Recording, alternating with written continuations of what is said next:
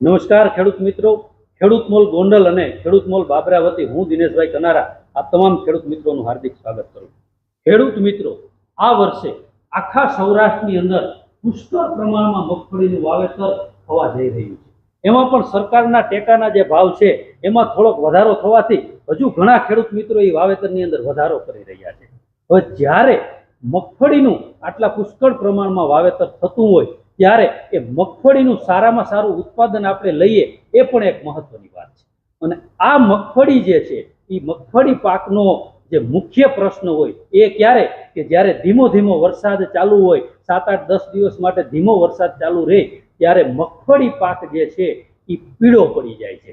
અન્ય બીજા પાક પણ પડે છે, પણ ખાસ કરી અને મગફળી પાક એવો છે કે જો એની અંદર પીળાશનું પ્રમાણ વધી જાય તો 30-40% સુધીનું ઉત્પાદનની અંદર ઘટાડો આવવાની શક્યતાઓ રહેલી છે.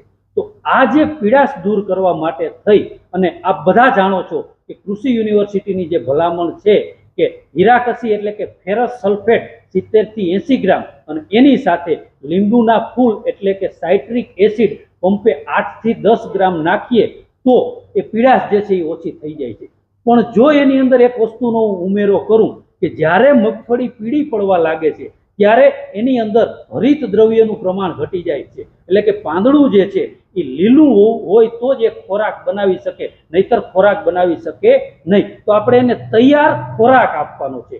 એ તૈયાર ખોરાક જે છે એ ખેડૂત મિત્રો કયા સ્વરૂપમાં આપશો કે અહીંયા તુલસી એગ્રી ઇનોવેટિવની વર્ડાન્ટ જે પ્રોડક્ટ છે આ મગફળી અને તમામ પાક માટે તૈયાર ખોરાક જે છે એ સાબિત થાય છે. તો પીડાશ પડેલી મગફળી અથવા તો કોઈ પણ પાક હોય એની અંદર તમે વર્ડાની સાથે લીંબુના ફૂલ અને હીરાકસીનો ઉપયોગ કરી અને છંટકાવ કરશો તો એ તમારી જે મગફળી છે એ મગફળીની પીડાશ જે છે એ આમ જ દૂર થઈ જશે. અને જરૂર પડે તો 7 થી 8 દિવસ પછી ફરીથી પણ તમે આ વર્ડાન એની સાથે લીંબુના ફૂલ અને હીરાકસીનો છંટકાવ કરશો તો તમને સારામાં સારું રિઝલ્ટ મળશે.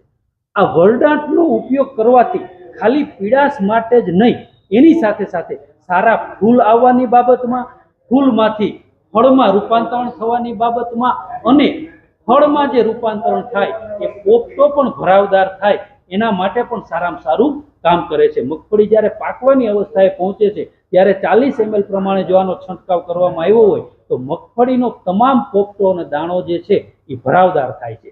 તો આવી જે સારી માહિતી અને સારી જે દવાઓનો ઉપયોગ કરી અને જો આપણે મગફળીની અંદર સારામાં સારી માવજત કરશું તો આપણું ઉત્પાદન જે છે એ 100% સારામાં સારું આવશે.